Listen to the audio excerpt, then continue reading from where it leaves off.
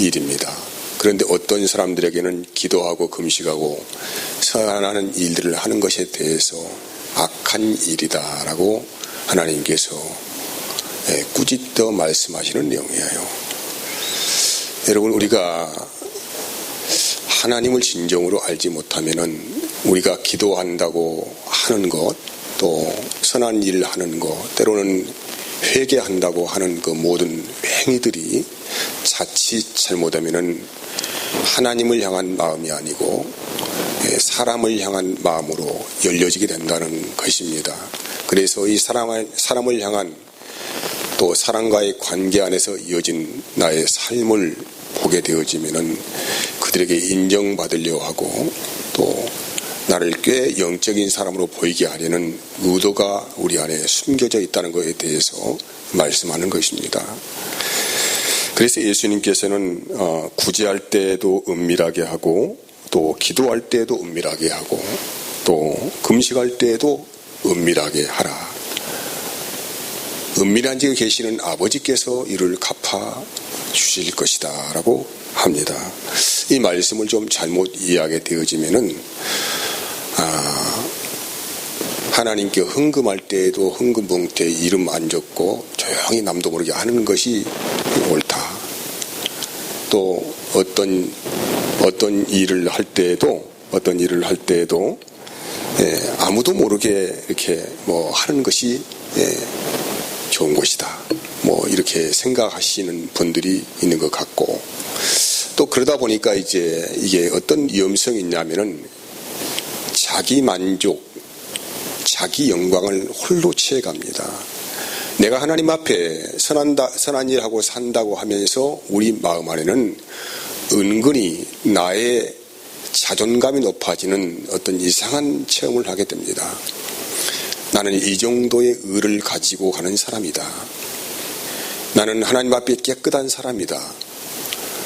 이렇게 선한 일을 추구하며 사니까 하나님께서 혹시 여기에 은밀한 죄에 갚아주신다고 했으니까 보상을 해주지 않겠느냐, 이런 여러 가지의 생각들을 가질 수가 있다는 것입니다. 여기서 그런데 이 은밀히 하라 이 말씀은 사실 그런 말씀의 의도가 이 본문의 전체적인 맥을 통하여서 드러나게 됩니다. 이것은 네 마음의 중심이 어디에 가 있느냐 이런 말씀이거든요. 무엇을 누굴 바라고 안 하고 이 차원이 아니고 네 마음의 중심이 세상을 향하여 열려 있느냐, 하나님을 향하여 열려 있느냐, 그래 너 자신의 중심이 어디에 이동되어 있느냐에 대해서 말씀하시는 거예요. 그래서 이어진 말씀은 계속 그렇게 해요. 내 보물이 있는 곳에는 네 마음도 있다. 또 뭐 재물을 땅에 쌓지 말고 하늘에 쌓으라. 또 22절, 23절까지 말씀은 마음의 빛은 눈과 같다. 또 24절에는 하나님과 재물을 겸하여 섬길 수 없다라는 것입니다. 사람의 마음은 여러분 늘 저울추와 같이 그 무게 중심이 공평하지가 않습니다. 아무리 내가 어떤 공평하게 어떤 삶을 살려고 해도 반드시 한쪽에 치우치게 되는 삶을 살아갈 수밖에 없어요. 그래서 여러분, 우리가 아무리 기도하고 뭐 때로는 금식하고 선한 일을 하고 이런 영적인 일에 매진한다고 하더라도 자칫 잘못하면은 자기 교만으로 나타나고 또 자기 영광을 스스로 치하해 가는 그런 삶으로 열매를 거두기 때문에 이건 대단히 주의하지 않으면 안 된다는 말씀이죠. 그럼 우리는 왜 이렇게 될 수밖에 없습니까? 한마디로 정리한다면 관계 중심이 아니고 목적 중심이 되기 때문입니다. 그래서 이 목적 중심이 되어지면은 자기의 나라를 구하게 되어지고 자기의 의를 구하게 되어지는 그런 삶으로 치닫게 됩니다. 그래서 그 얻어지는 열매의 결실이 뭐냐면은 자기의 영광이고, 그 자기의 영광이 잘 나타나지 않으면은 마음에 상처받기도 하고 우울증에 들어가기도 합니다. 그래서 이 주님께서는 이 6장에, 마태복음 6장에 쭉 읽어보면은 아주 심각한 말씀을 하십니다. 야, 이 답답한 인생들아, 전지전능하신 그 하나님께서 너희가 뭐 구한다고 주시고 안 구한다고 안 주시는 그런 무지한 신인 줄 아느냐 이 말이죠. 덧붙인 말씀이 저 들에 피고 있는 백합화를 봐라. 저 하늘 공중을 나는 새들을 봐라 이 말이죠. 저들은 하나님께 전혀 구하지도 않아요. 아니 하나님을 인식하지도 못하는 그런 그냥 생명체에 불과한 거예요. 근데 이들이 하나님의 그 은총 아래에서 어떻게 자라고 열매를 맺는가를 보아라는 것입니다. 하물며 하나님을 안다고 하는 너희 그리스도인들이라고 하는 너희들이 하나님을 무시해도 볼 수가 있는 것이지. 왜 하나님을 전혀 모르고 있는 무지한 그런 세상 사람들처럼 그런 일에 골몰하면서 매일 먹고 마시는 일에 대해서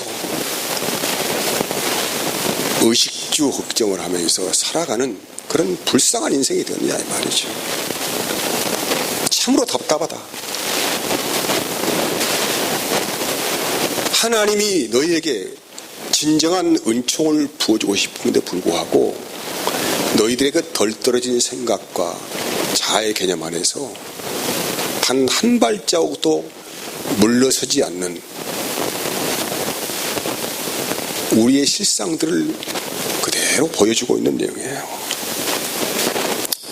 정말로 우리 인생들이 하나님께 구하고 누려야 할 것이 무엇인지를 전혀 모른다는 것입니다. 그래서 이 본문은 이제 뭐라고 말씀하십니까? 이 믿음이 적은 자들하고 믿음이 적은 자들아. 믿음이 적다는 것은 무슨 의미를 가지고 있습니까? 신앙의 기초적인 것은 알기는 알아요. 근데 거기에 머물러 있어 그냥. 영적 어린 아이의 수준에 그대로 머물러 있어. 이런 사람을 믿음이 적은 자라고 해요. 히브리서 6장 1절에서 2절까지 말씀을 봅시다. 그러므로 우리가 그리스도의 도의 처벌을 버리고 죽은 행실을 회개함과 하나님께 대한 신앙과 세례들과 안수와 죽은 자의 부활과 영원한 심판에 관한 교훈의 털을 다시 닦지 말고 완전한 대로 나아갈지니라고 해요. 그리스도의 도의 처벌을 버리라는 거예요. 이 말씀은 1차적으로는 율법주의에 갇혀있는 그 이스라엘 백성들에게 하신 말씀이에요. 이스라엘은 율법의 금령들과 성막과 제사법들이 있어요. 근데 이 법들은 율법을 어긴 죄인들이 하나님께 어떻게 죄사함을 받느냐 하는 구원의 그 기초적인 원리들을 말씀하는 것이거든요. 그와 동시에 2차적인 목적이 뭐냐면은 이제 그 여러 가지 제사법들, 의식법들을 통하여서 장차 너희를 구원하실 메시아가 오심을, 그래서 그분이 오셔서 이루어내실 일들을 보여주시는 그림자이고 모형이고 또 예표들을 말씀하는 거예요. 그런데 이스라엘은 이런 계시의 말씀들을 오랜 세월 동안 들었어요. 오랜 세월 동안 듣고 또 율법학자들 통해 배우고 이렇게 했어요. 또 수많은 선지자들의 외침 안에서 그들은 들었어요. 들었는데 전혀 깨달지 못하고 이제 그걸 잘 알아서 여러 사람들을 가르치는 위치에 있음에도 불구하고 아직도 의의 말씀을 경험하지 못한, 여기서 의의 말씀이라고 하는 것은 예수님을 말씀하는 거예요. 예수님을 경험하지 못했어요. 너무 답답하잖아요. 매일 성경을 달달달 읽고 뭐 금식하고 뭐 기도하고 여러 가지 의식을 행하고 이런 일들을 매일매일 심각하게 해가면서도 전혀 성경이 말씀하고 있는 계시의 목적에 대해서, 하나님의 언약에 대해서는 전혀 모르는 무지한 자들에 대해서 말씀을 하는데, 여기에 이제 그러면 여기에 끝나느냐? 그렇지 않습니다. 2차적인 목적이 있어요. 그것은 현재 예수님을 영접하여서 신앙생활을 하고 있는 그 당시에 유대 그리스도인들을 향하여 하신 말씀이란 말이에요. 그러면 그들이 어떻게 예수님을 믿고 있느냐 이 말이죠. 그들은 죄사함을 주시는 예수님을 마음에 영접을 했습니다. 그리고 회개했어요. 세례 받았어요. 그리고 부활과 영생에 대한 지식도 가지고 있습니다. 그럼에도 불구하고 여전히 도의 초벌을 벗어나지 못한 어린 아이의 그 상태에 머물러 있다는 거예요. 어린 아이. 여러분, 그 어린 아이의 특성이 뭡니까? 자기중심적이에요. 이들은 자기중심적이기 때문에 자기 하나님이에요. 자기 하나님. 나의 하나님이죠. 그 하나님의 영역이 자기의 심령 상태 안에 갇혀 있다는 것이죠. 그리고 대단히 감각적입니다. 비이성적입니다. 이 어린 아이의 특성이에요. 이게 도의 말씀은 도의 기초의 원리를 안에 갇혀서, 그러니까 이들이 하는 말이 뭐냐면, 야, 예수 믿으면 천국이고 뭐 믿지 않으면 지옥이다. 요것만 복음으로 알고 그것을 전하려고 하고 그걸 가르치고 치려고 하고 그 한계 안에 갇혀있는 답답한 심령들은 안 된다는 거예요. 그래서 이어진 말씀이 히브리서 4장 6장 4절 6절 말씀은 이런 말이에요. 그 이어진 말씀이 이어서 한다면은, 한 번 빛을 받았어요. 하늘의 은사를 맛보고 성령에 참여한 바 되었습니다. 5절에는 하나님의 선한 말씀과 내세의 능력을 맛보았어요. 6절에는 그럼에도 불구하고 이 모든 걸 알았어요. 이제 예수님께서 이루신 일도 알았고 부활도 알고 영생도 알았어요. 성령의 능력도 맛봤어요. 맛보았는데 이렇게 맛보고도 타락한 자들은 다시 새롭게 하여 회개할 수 없나니, 이는 그들이 하나님의 아들을 다시 십자가에 못 박아 드러내고 욕되게 함이라고 해요. 복음을 알기는 알았어요. 근데 주님을 깊이 알지 못하고 영적 상태가 어린 아이 수준에 그대로 머물러 있어. 잘하지 않아. 그럼 여러분 어떻게 되겠어요? 가만히 한번 생각해봐요. 여러분이 아이를 낳아서 이제 그 아이를 키워갑니다. 근데 그 아이가 그 수준이 한 3살, 4살 정도에 그대로 머물러 있다고 한다면 시간은 가는데 몸은 비대해지고 성장하는데 모든 외적 기능은 다 성장을 했어요. 예수 믿고 나서 시간이 가면은 집사님도 되고 뭐 권사님도 되고 뭐 장로님 되고 또 목사도 될 수 있습니다. 외적인 모습은 그래요. 외적인 모습은 그래. 외적인 모습은 그런데 어린 아이, 이 내면의 세계 안에는 여전히 어린 아이의 수준에 머물러 있다고 한다면은 이거 정말로 이거 어떤 일이 벌어지겠습니까? 그래서 결국은 하나님께 버림을 받는데요. 그 이 내용을 쭉 읽어보면은 땅이 내리는 비를 흡수하지 못하여서 엉겅퀴를 내는 것이다. 그래서 결국의 마침은 하나님께 버림을 받는다. 그러니까 그렇게 하지 말고 교훈의 틀을 다시 잡지 말고 완전한 복음으로 나가라는 것입니다. 완전한 복음으로. 완전한 대로 나가라. 완전한 그 하나님의 영광 안으로 들어가라 이 말이죠. 여러분, 그럼 완전한 복음의 영광이 무엇입니까? 그것은 늘 하나님의 현년 앞에서 실제적인 삶을 살아가는 것을 말씀하는 것입니다. 이게 성경의 전체적인 맥락이 그래요. 제가 벌써 이제 강단에 서서 설교한 지가 한 20년이 거의 가까워 옵니다. 뭐 짧다면 짧고 뭐 길다면 긴 시간일 수도 있어요. 근데 제가 사실 종종 이런 마음이 들어요. 강단에 올라갈 때 제가 한 가지 꼭 챙겨 들고 올라가는 게 있어요. 그 가면이에요, 가면.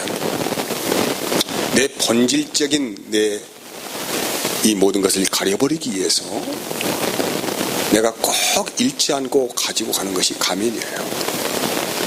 이 가면을 쓰고 저는 성도인들 앞에 나타나죠.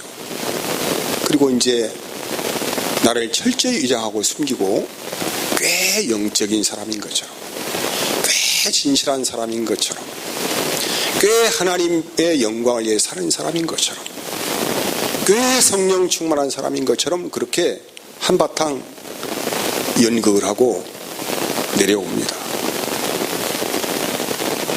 내려오면서 어떤 생각이 종종 든지 아십니까? 혹여나 내가 숨겨놓은 이것들이 은연중에 드러나서 성도들이 눈치를 챘을까 하는 그런 마음이 종종 들어와요. 종종 들어와요. 그게 솔직한 제 마음이에요. 전혀 영적이지도 않고 전혀 진실하지도 않는데 저는 그렇게 위장하고 가면 쓰고 나타나서 한마디 하고 하면은 때로는 그 말할 수 없는 허전함이 밀려오기도 합니다. 정말 이건 여러분 저는 다른 분은 모르겠어요. 다른 분은 모르겠는데 저는 그런 허전함이 종종 밀려와요. 자책의식이 생기기도 하고 그렇습니다. 그리고 사실 또 실적인 삶에서 제 삶은 형편이 없어요. 제가 나를 봐도 형편이 없는데 다른 분들이 나를 보면은 얼마나 형편이 없겠습니까?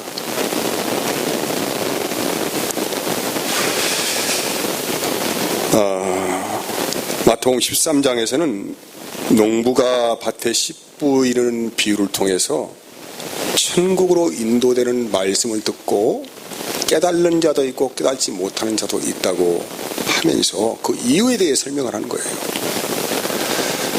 동일한 하나님의 말씀, 천국, 즉 예수의 복음이 땅에 떨어졌다는 것이죠.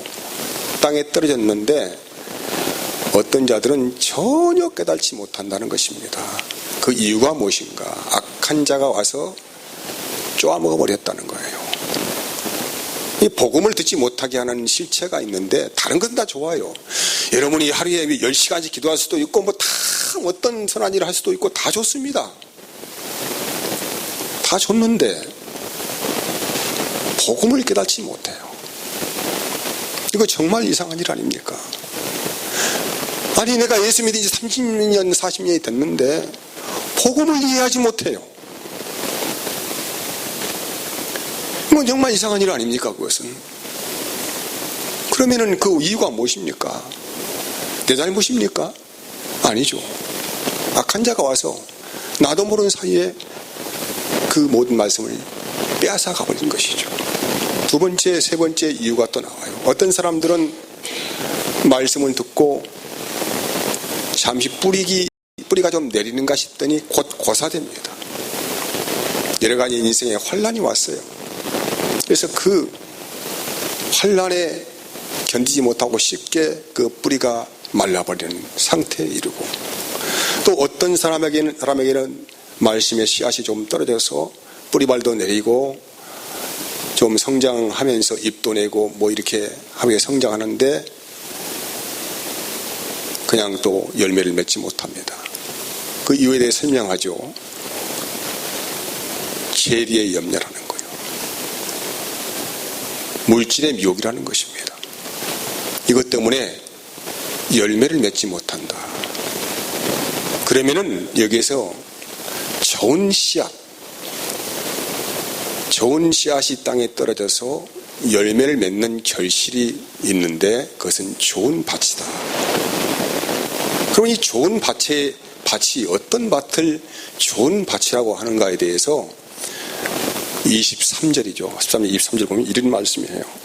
땅에 뿌려졌다는 것은 말씀을 듣고 뭡니까? 뭐예요? 깨달아요. 마태복음 13장 23절이죠. 땅에 뿌려졌다는 것은 말씀을 듣고 깨달는 자니 결실하여 어떤 것은 100배고 어떤 것은 60배 어떤 것은 30배가 되느니라. 이게 좋은 땅은 조건이 있는데 말씀을 듣고 깨달는 거예요. 깨달는 거. 여러분, 천국이라는 것이 여러분 평등하다고 생각하십니까? 천국은 평등하지가 않아요. 이 무슨 말이냐면은 10만 원을 가지고 이제 돈의 가치로 이야기합시다. 여러분이 가장 좋아하는 게 돈이니까 10만 원을 가지고 1000만 원의 가치를 누리는 사람이 있고 1000만 원을 가지고 10만 원 정도의 가치밖에 누리지 못하는 사람도 있다는 거예요. 이 말씀이 정리가 되면은 천국은 소유의 개념이 아니에요. 소유의 개념이 아니고 가치의 개념. 우리가 숨쉬고 살아있는 것만 알아도 행복한 사람이 있고 구중궁궐에 살아도 행복하지 않은 사람이 있어요. 모든 건 가치의 개념이에요. 동일한 조건과 환경 안에서도 어떤 사람은 매우 행복해하고 어떤 사람은 매우 불행하다고 생각을 합니다. 그래서 천국의 열매의 과실은 열매가 달라요. 어떤 사람은 30배 결실을 맺는데요. 어떤 사람은 60배고 어떤 사람은 완전한 100배 결실을 맺는데요. 동일한 예수를 우리가 믿습니다. 그렇죠? 여러분, 우리가 믿는 예수님이 다릅니까? A, B, C 나라가 저분 예수님 다르고 이분 예수님 그런 건 아니죠. 동일한 하나님의 은혜가 우리에게 임했어요. 동일한 예수의 생명이 우리의 심령 안에 임했어요. 그런데 그 예수님을 누리는 가치는 다 다르다는 거예요. 달라요.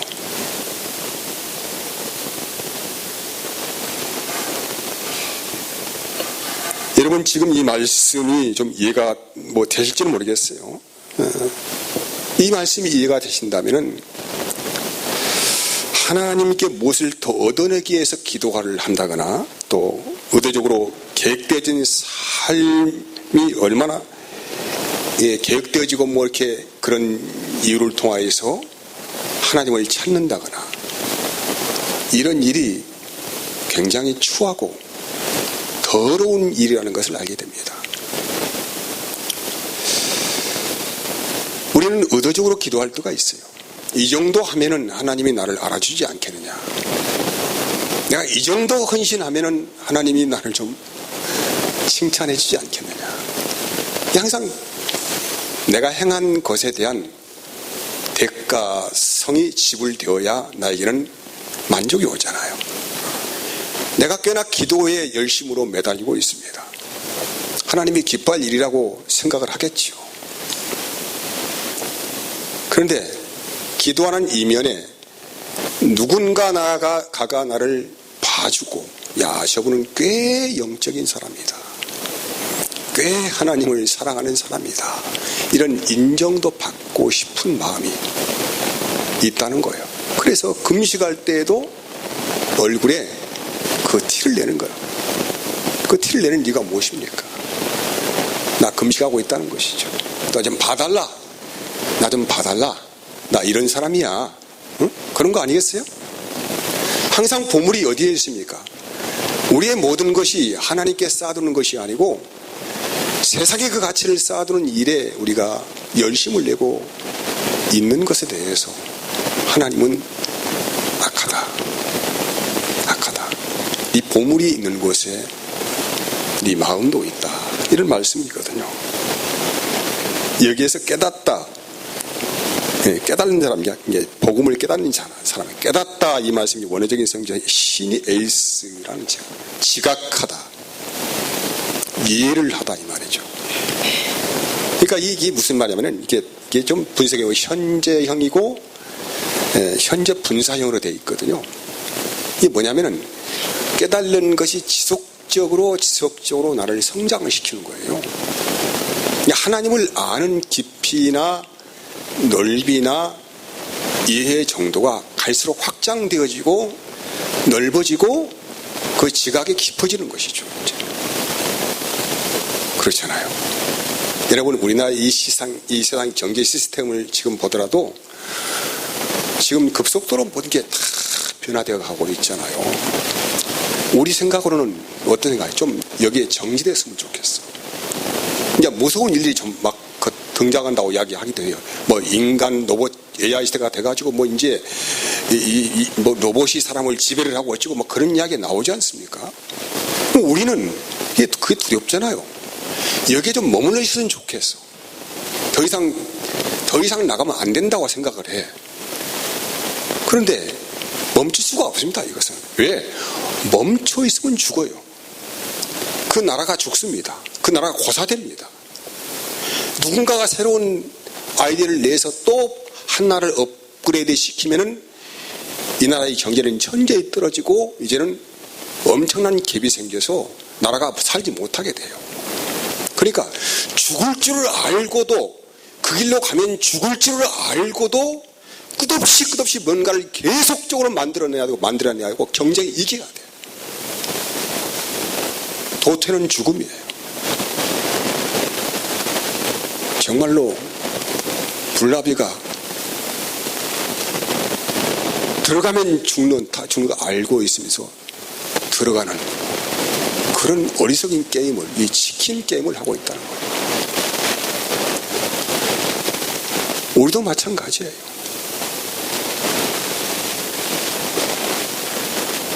모든 삶의 원리가 그렇습니다. 하나님을 아는 사람은, 하나님을 사랑하는 사람은 더 그분을 알고 싶어요. 더 그분을 누리고 싶어요.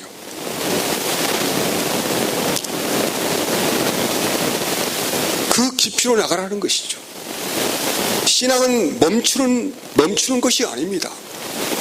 지속적으로 성장하고 성장해 가는 거예요. 어디까지 이르러 갑니까? 그리스도의 형상에 이르기까지예요. 예수님의 형상에 이르기까지. 끝없이 나아가지 않으면은, 멈추게 되면은 이제는 죽음이 찾아옵니다.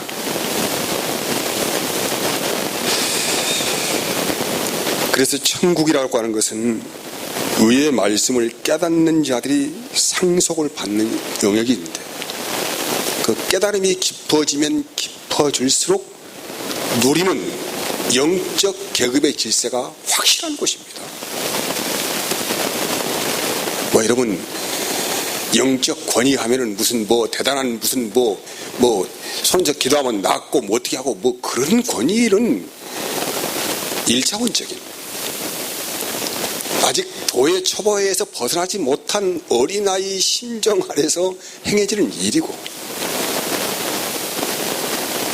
하나님의 은혜를 전혀 알지 못하는 거예요. 그래서 에베소 3장 16절 19절 이렇게 말해요. 그의 영광의 풍성함을 따라 그의 성령으로 말미암아 너희 속사람을 우리의 속사람을 능력으로 강건하게 하래요. 강건하게 하시오며 믿음으로 말미암아 그리스도께서 너희 마음에 계시게 하옵시고 너희가 사랑 가운데서 뿌리가 박히고 터가 곧어져서 너희 모든 성도와 함께 지식에 넘치는 그리스도의 사랑을 알고 그 넓이와 길이와 높이와 깊이가 어떠함을 깨달아 하나님이 모든 충만하신 것으로 너에게 충만하시기를 원하노라. 주님을 아는 만큼 삶의 질이 달라지고 누림이 달라집니다. 이게 천국의 모습이에요. 근데 주님을 알아갈수록 그래서 우리 안에 그 갇혀있는 정체되어 있는 막혀 있는 것들이 있지 않습니까? 그 주님의 아는 지식이 넓어지고 깊어질수록 그게 뚫려가는 것입니다. 이제 이걸 현대적인 용어로 치유예요. 치유. 늘 우리가 하나님의 은혜에서 우리의 심령이 치유받아요. 우리의 막혀있는 것, 정체되어 있는 것이 은혜가 깊어지면 점점 뚫어져서 냄새나는 것, 막혀있는 것들이 사라지게 됩니다. 하나님의 놀라운 치유를 경험할 수 있어요. 여러분, 우리가 천국을 뭘로 상상하십니까? 외형적으로 무엇이 화려하고 무슨 대단한 것이 있고 이렇게 생각하십니까? 이런 사람은 구중궁궐에 살면서 늘 자기 감옥에 갇혀서 누리지 못하고 살아가는 답답하고 불쌍한 인생이기 때문에 주님께서 요한계시록 너의 벌거벗은 것을 네가 알지 못하느냐 이렇게 말씀하시는 것입니다. 그래서 주님께서 답답하게 하기에 너희가 그런 거 구하지 말아라. 먼저 하나님의 나라와 의를 구하면은 이 모든 것을 더해 주시겠다. 그 모든 것이 뭐냐면은 내가 뭘 해서 받는 조건이 아니에요. 주님이 예비하신 그 모든 것을 마음껏 누려 살아가는 그런 은혜가 보상된다 이 말이에요. 그런 은혜가 오늘 여러분에게 그런 복음의 능력들이 역사되기를 진심으로 바라고 원합니다. 제가 기도하겠습니다. 하나님 감사합니다. 오늘도 충만하게